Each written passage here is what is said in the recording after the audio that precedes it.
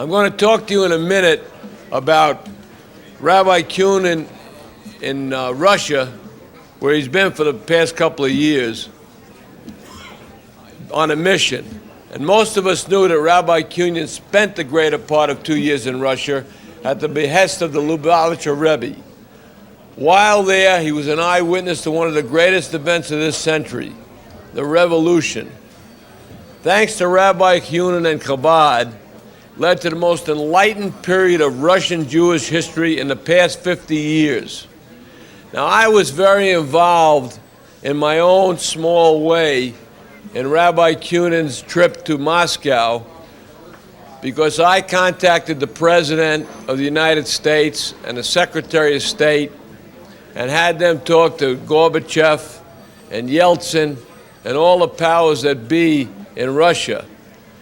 We had the whole United States Senate, the whole United States Congress. Probably the only issue in the world that Democrats and Republicans are together on is the return of the books from Russia. Rabbi Cunin is friendlier with Jimmy Baker, the Secretary of State, and the President of the United States, probably than I am, and I've known him for 35 years. Whenever I see the President, whenever I see the Secretary of State, whenever I see Barbara Bush, whenever I see anybody from Russia, whenever I see anybody from England, from Italy, from France that's in the government in high positions, the first thing they say to me is, we're going to get the books, we're going to get the books. But Rabbi Cunin was away for the 2 years, and while he was away, we need money here. We have to support Chabad here. He's back here tonight. He's been here for the past 2 weeks working on a telethon. And he wants you to support Chabad here, even though he's been away, even though you haven't heard from him as often as you could hear from him, because the phones from Russia for the first year he was there were impossible before the revolution. So I beg of you from my heart, please, please, we need you. Roll the tape. Let's see the tape, and then we'll talk to Rabbi Cunin. What has become a mission of major proportions started out innocently when the Lubavitcher Rebbe, Menachem Mendel Schneerson, sent his West Coast representative, Rabbi Baruch Shlomo Cunin, along with 3 other Lubavitch leaders, to be his emissaries to Russia and recover 12,000 volumes of books held illegally in the Moscow Lenin Library by the Russian government. With the Rebbe's blessing and the support of Hollywood producer Jerry Weintraub and the late industrialist Armand Hammer, Rabbi Cunin's trips, due to unforeseen circumstances, turned into one of the most momentous events in the history of the world, as a coup toppled the communist regime, which enabled Rabbi Cunin to instill a renewed and spirited rebirth of Yiddishkeit in the Jewish community.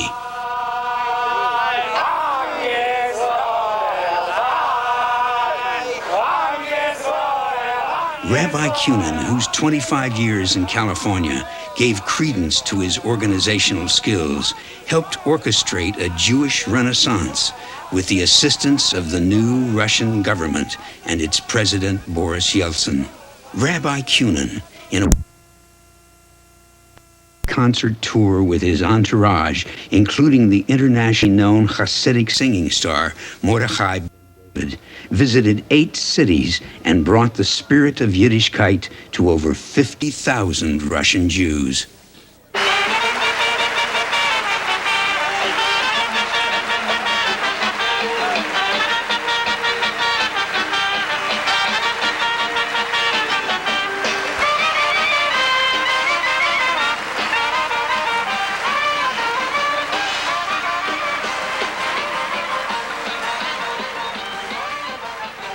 An independent project of Chabad of California is the rebuilding of Russian synagogues, which have been profaned by the communist regime, and the renewing of the Jewish spirit and values long gone and forgotten due to the prohibition of religious practice.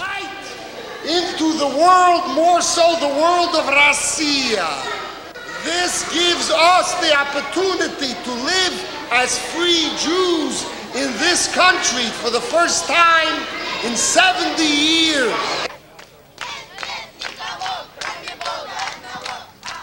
For the first time in this country's history, Jewish children are going to summer day camp, where they experience firsthand a new life, one filled with the fruits of joy and everlasting freedom.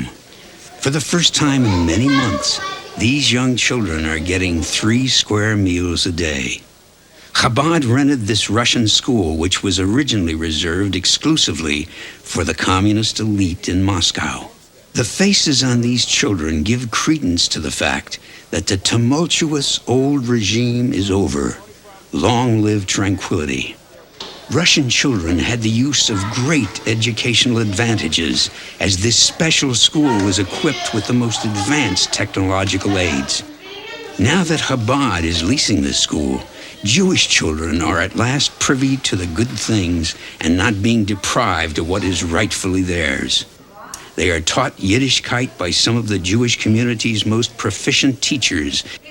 Once poor Jewish children on the outside would look in with envy as others were being taught. Now they look in with a sense of belonging, for it is theirs and it is a chance that they will not pass up.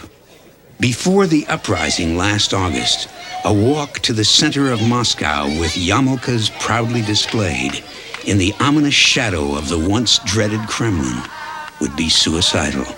Today, they march with signs heralding the age-old message of eternal hope. The Messiah will soon arrive.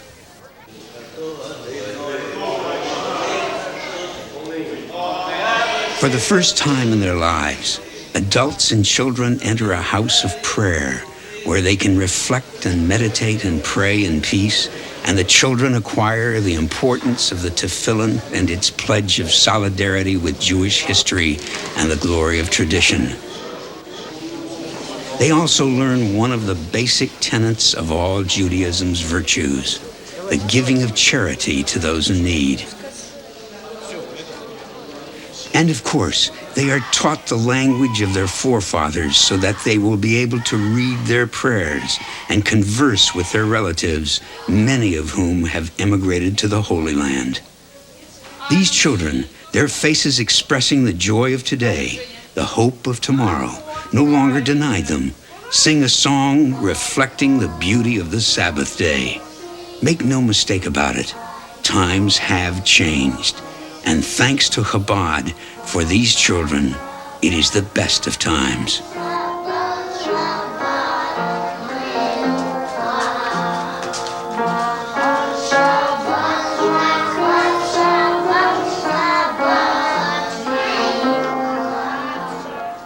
Today, when I watch that tape here, and I remind myself of that period of time that we have spent in Moscow, and I remind myself how much work still has to be done there. I want to make something very, very clear.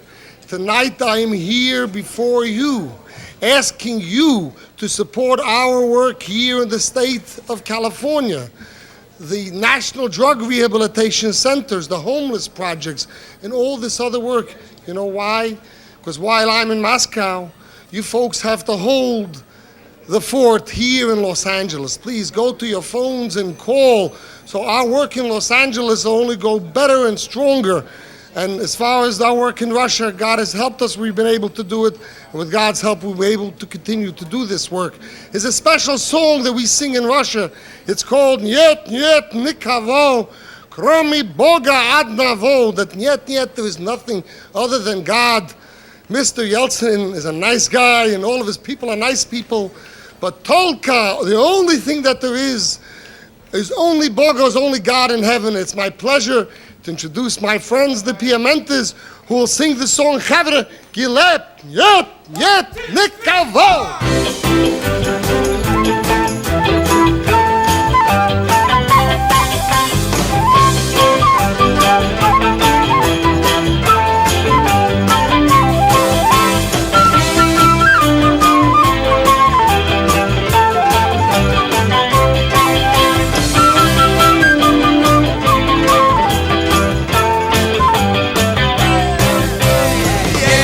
Nikavo,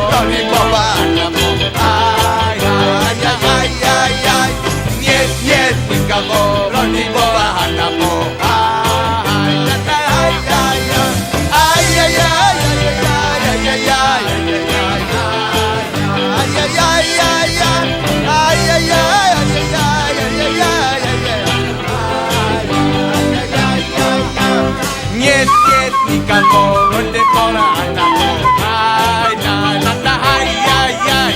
Nyet, nyet, mit kavod